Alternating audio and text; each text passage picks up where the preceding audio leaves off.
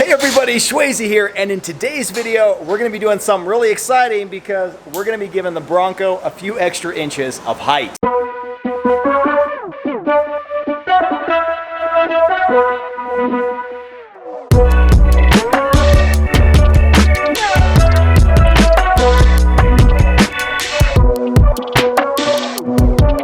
Today we are in my buddy Paul's shop. He is obviously the best mechanic here on the West Coast, so I will put his information down in the description below. You guys have seen him on the channel before. He did the Dynamax race bullets on both my Scat Pack and the Hellcat, but in today's video he's working on the Bronco, and what he's going to be doing is installing these shocks and springs from the Sasquatch package Bronco. So we're talking Bilstein shocks that come standard on the Sasquatch, and I teased these in a video about a month and a half ago.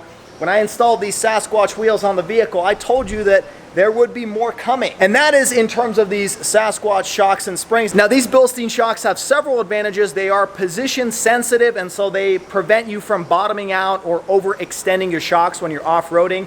So it will make this vehicle way more capable, and it also adds a couple inches or so of height. So we'll do a measurement after to show you what that looks like. But all in all, this should be a very exciting installation. Now, some people told me, some shops told me that you could not do this swap from a non-Sasquatch Bronco to a Sasquatch. That's just not gonna work.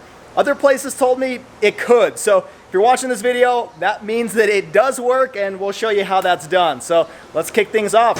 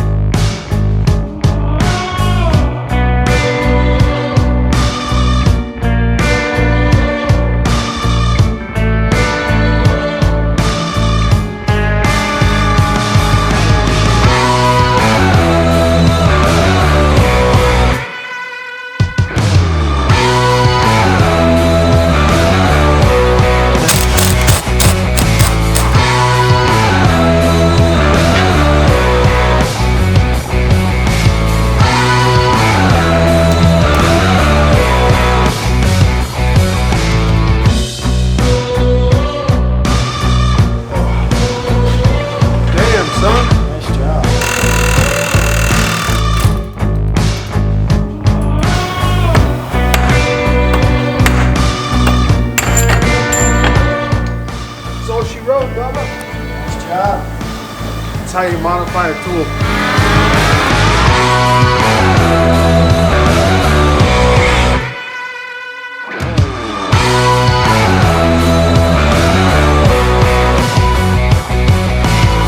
Okay, just got one side in, and this is a little bit taller than the replacement shock over there. And then also the part that I had purchased used had a bolt that was cut off, so that was nice to deal with. But anyways, got it in, had to stretch the suspension down a little bit just to fit it in place. But now for the second side. Okay, so both of the front shocks are in.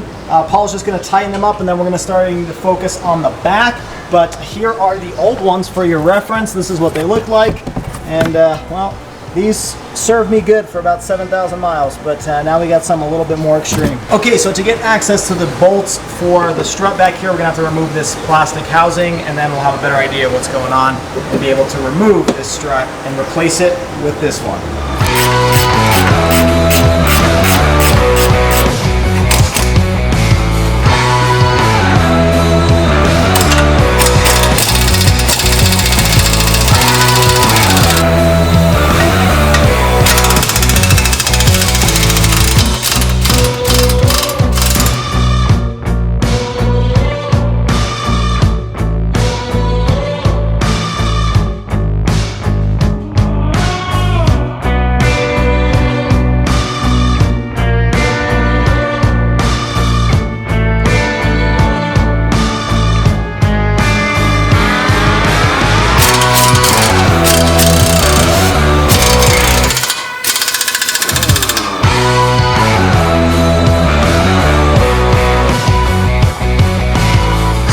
One side has pretty much been done, and as you can see, look at the axle. You can see it's actually angled a little bit down over here on the passenger side. That's what it's going to look like, obviously, on both sides once we replace the other one. But that's probably about an inch and a half of lift, and the same was on the front side. So curious to see how it looks like when it's all done.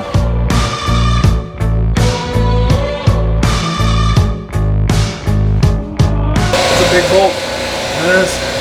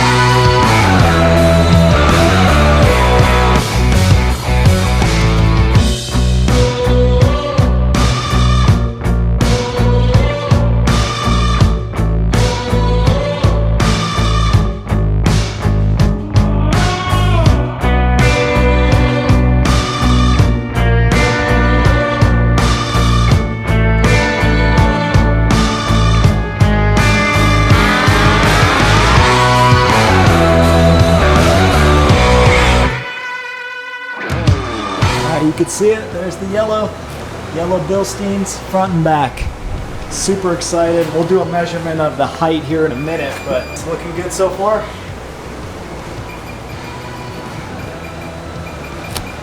Okay, we got the vehicle on the ground, so we're gonna pull out the handy dandy tape measure and see how much height we actually gained with these Sasquatch shocks. So this morning I snapped a photo and it was just shy of 14 inches. And right now, as you can see, we have to roll it out a little bit so it might sink, but we're right around 16 or so, 16 and a quarter. So that's about 2 inches higher than it was this morning, and we're just gonna pull it out and see what it looks like. Okay, so we just pulled it out a few feet and it did shrink a little bit, or lower a little bit. What's the measurement out? 15 and a half, 15 and 3/4. So it's still about an inch and a half taller than it was this morning. So that just goes to show how much these shocks make a difference. But overall, I love how that looks. Paul, huge thank you. This looks amazing. I'm gonna put his information down in the description below. You know, for everybody who said, hey, this can't be done, you can't take a non-Sas to a Sasquatch. Well, here's evidence that it can be done. Just takes a little bit of elbow grease, right? That's right. Okay, I'm going to interrupt the video because before we finish things off, I wanted to talk about a few points that I think would be helpful to know and things I wasn't able to discuss necessarily during the installation. Now, first off, the number one thing I want to talk about is the installation itself. Now, as you saw in the video, it wasn't super challenging, but obviously this is not something that I wanted to take upon myself, and that's why I had my expert mechanic Paul do the job for me. But it doesn't take too much to do it. You just unscrew the lower bolts down here. One issue we were facing is these Bilstein shocks that I purchased used with these tires. The previous shop that did the installation for the individual I bought it from actually cut these bottom bolts off, or I should say cut one of them off. And we honestly had no idea why they did that because it was pretty easy to remove those two. But nonetheless, we had to swap the bolts down here with the ones from my stock shocks. And so that took a little bit of extra work. But if you aren't facing that issue, it will be an easier installation. And then up here, you just have to unbolt this upper control arm and then unscrew the nuts located up here, and the whole shock should come down. And then you just kind of have to bend the lower control arm down a little bit lower just to take out the old shocks and put in the new ones. So that's pretty easy. The rear end is actually the much easier part because all you have to do there is essentially remove this plastic over here, unscrew the nuts over here, and then as you saw in the video, Paul unbolted that bolt down here that was actually pretty large and took a pretty large impact gun. But once he removed that, the whole thing essentially came out and we were able to replace it with these Bilstein shocks. But one thing I wanted to mention is the fact that when I was initially considering getting these wheels with the shocks, I was worried that my non-Sasquatch Bronco would not be compatible with the Sasquatch Bilstein shocks. I wasn't sure because this vehicle is so new. Not very many people have done done these types of swaps, and not very many people are experienced with this vehicle. And so I actually called up a few shops,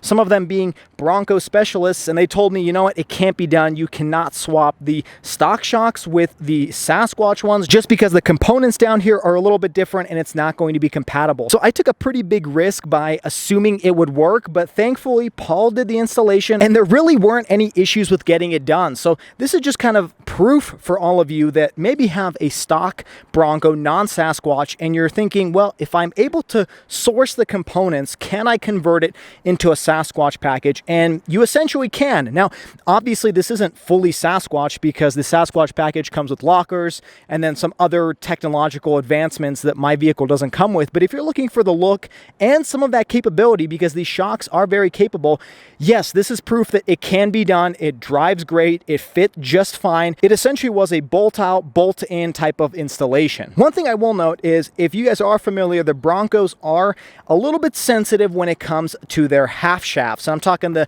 CV axle located down here, right. You see that kind of rusted part over here? That's the CV axle, half shaft, axle, whatever you want to call it. There's tons of different names for it. So if you are doing the installation yourself, just be careful with that part. Just a word of warning, because that part is easy to break as compared to some of the other components in the suspension. So you don't want to overextend it or try to jam the shocks into place, because that part could break or at least weaken with that installation and cause problems down the road. So that is one warning I have for all of you if you are looking to do this type of installation. Now, I'm sure you're wondering, does it drive or ride any different? And to be honest, it's not very noticeable, but I have noticed a slight difference between the stock suspension versus these Bilstein shocks. Driving over just regular bumps here and there, it does seem a little bit smoother. In the past, especially in the back end, when I was driving over bumps, it would kind of shake the entire body. I could even hear the wheel kind of vibrating in its housing. And I don't feel that anymore. And I don't know if it's a placebo effect and maybe I just know that I have different suspension. And had you picked me up out of a non-Sasquatch and put me into this one, not knowing the difference, maybe I wouldn't be able to tell, but it does seem like it drives a little bit smoother. Just driving in and out of parking lots, I can tell it kind of handles those bumps a little bit better. So it is a little bit noticeable, not dramatic, but I think the big difference is going to come when I take this vehicle off-road, not just because of the suspension being a little bit smoother and more capable on rock crawling, but also because of the ride height.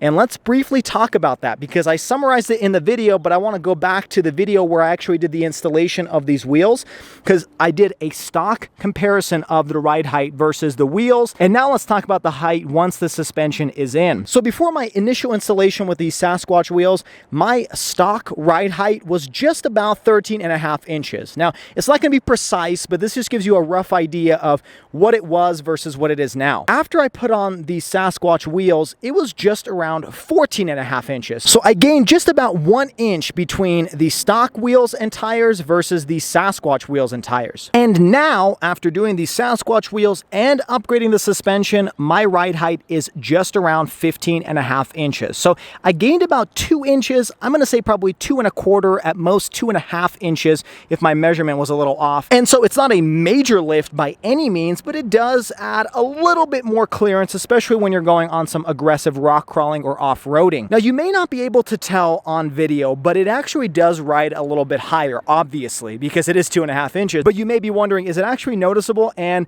the answer is yes. I've actually had my wife and family members notice the difference immediately upon seeing this vehicle, and it does make it a little bit more challenging to get in and out of the vehicle. Those 2.5 inches do make a difference, and eventually I'll probably add like a side step or maybe rock sliders or something like that, just to make it easier to get in and out of the vehicle for family members. But all in all, I'm very impressed with this installation. If you can get your hands on these parts, I would recommend it, because it does make a difference. Not only does it make the vehicle look a little bit beefier or meaner, if that's the look you're going for, but it also does make it a little bit more capable. And I am very excited to show you some videos of me taking this vehicle off-road. As you recall, I did take a Bronco with a Sasquatch package off-road at the off-rodeo in Moab, and I was very impressed with the capability. So I'm excited to test mine out and see if it's just as as capable as the ones I drove there, because in Moab, for the majority of the time, I didn't use any lockers. So I just relied on the systems themselves. And so we'll see how well this vehicle does off-roading in future videos. And if this happens to be your first time stopping by on the channel, make sure you hit that like button and subscribe for all of the weekly car videos. Everything from Bronco content to Hellcat content to pretty much any type of car review. I'm sure you'll find something interesting to watch on this channel. And also check out all of my social media down in the description below. As always, everybody, thank you so much for watching. I hope you stay schwazy, stay healthy, and have a wonderful day.